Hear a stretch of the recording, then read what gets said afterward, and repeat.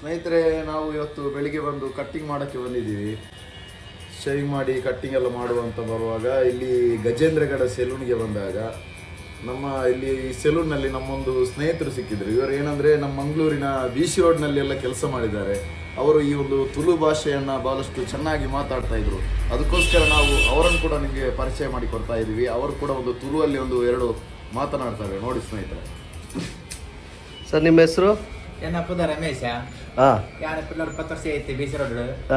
ಯಾನ ಬಿಡು ಬತ್ತದ 10 ವರ್ಷ ಆಂಡ್. ಎನ್ನ ಮಿಕ್ಕಿ ಅವರು ನಾರಾಯಣ ಇಲ್ಲೇ ನಾರಾಯಣ.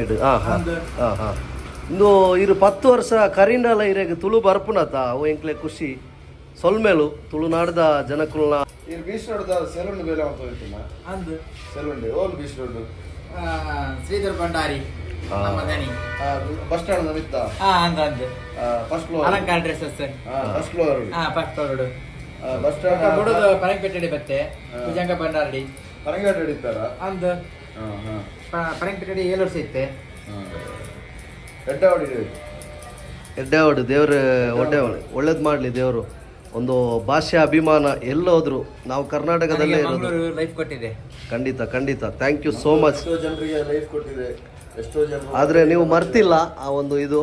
ತುಂಬಾ ಖುಷಿ ಆಯ್ತು ನಿಮ್ಮ ಮೇಲೆ ಗೌರವ. ಅಲ್ಲ, ನನ್ನ ಮದುವೆಗೆ ಕೂಡ ಹೇಳಿದೆ, ಮದುವೆಗೆ ಬಂದಿದ್ದಾರೆ, ಮನೆ ಗೃಹ ಪ್ರವೇಶಕ್ಕೆ ಬಂದಿದ್ದಾರೆ ದನಿಯ ಕುಟುಂಬ ಕೂಡ.